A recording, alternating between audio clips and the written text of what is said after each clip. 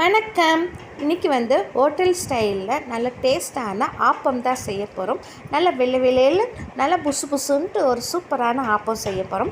அதுக்கு நான் 1 கப் அளவு பச்சை அரிசியும் 1 கப் அளவு வீட்டு சாப்பாட்டு அரிசின்னு எடுத்துக்கிட்டேன். நீங்கள் வீட்டு சாப்பாட்டு அரிசிக்கு பதிலாக நீங்கள் இட்லி அரிசி கூட சேர்த்துக்கலாம், இல்லைன்னா ரேஷனில் வாங்கின புழுங்கல் அரிசி கூட சேர்த்துக்கலாம். இப்போது ஒரு 1/4 கப் அளவு உளுந்து எடுத்துக்கோங்க, முழு உளுந்து. அதுக்கப்புறம் வெந்தயம் 1 டீஸ்பூன் எடுத்துக்கோங்க. அதுக்கப்புறம் 1 கப்பு வடித்த சாதம் எடுத்துக்கோங்க. இப்போது இந்த அரிசி, உளுந்து, வெந்தயம் இதெல்லாம் நம்ம ஒரே பாத்திரத்தில் நம்ம ஊற வைக்க போகிறோம். நான் ஒரே கிளாஸில் நான் எடுத்துக்கிட்டேன். அதே மாதிரி நீங்கள் கப்பாக இருக்கட்டும், கிளாஸாக இருக்கட்டும், இல்லைன்னா இந்த மாதிரி கிண்ணமாக இருக்கட்டும், எல்லாமே ஒரே அளவில் நீங்கள் எடுத்துக்கோங்க. அப்போ தான் கரெக்டாக இருக்கும். இப்போ இந்த அரிசி, உளுந்து, வெந்தயம்லாம் இதை நல்லா ஒரு 4-5 தடவை கழுவிட்டு இந்த மாதிரி நல்லா ஒரு 6 மணி நேரமாக ஊற வச்சு எடுத்துக்கோங்க. உங்களுக்கு பார்த்தாவே தெரியும் அரிசி உளுந்துன்னா எவ்வளோ வெள்ளைன்னு இருக்குதுன்ட்டு. தண்ணியும் நல்லா ஒயிட்டாகவும் இருக்கும். இந்த மாதிரி தான் நம்ம அரிசிலாம் எப்போவுமே நம்ம கழுவி வைக்கணும். அப்போ தான் நம்ம மாவு நல்லா ஒயிட் கலராகவும், ஆப்பமாக இருக்கட்டும் இல்லை இட்லியாக இருக்கட்டும், இதே மாதிரி நல்லா ஒயிட்டாக புசு புசுன்ட்டு சூப்பராக நம்மளுக்கு வரும்.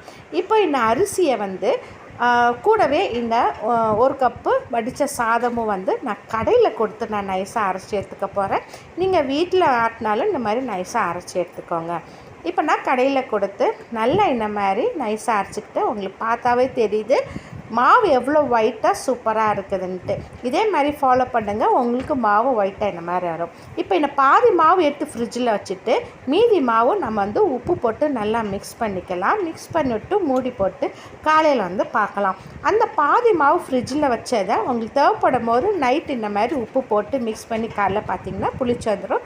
புளிச்ச மாவு ஆப்ப மாவு உள்ளே வச்சிங்கன்னா ஆப்பம் சரியாக வராது, பார்த்துக்கோங்க. இப்போது காலையில் பார்த்திங்கன்னா சூப்பரான நம்மளுக்கு மாவு நல்லா புளிச்சு வந்திருக்குது. இப்போது இதில் தேவையான அளவு தண்ணி ஊற்றிக்கணும். நல்லா தோசை மாவுக்கு அதுக்கு கொஞ்சம் தாண்டி நல்லா தண்ணியாக வரணும்.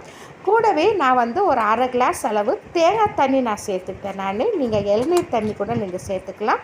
உங்களுக்கு தேவைப்பட்டால் நீங்கள் லைட்டாக கொஞ்சமாக சர்க்கரை கூட நீங்கள் போட்டுக்கலாம். அப்போ லைட்டாக ஸ்வீட்னஸ் இருந்தால் தான் நம்மளுக்கு அந்த ஆப்போட ஃபீலிங்கே நம்மளுக்கு கிடைக்கும்.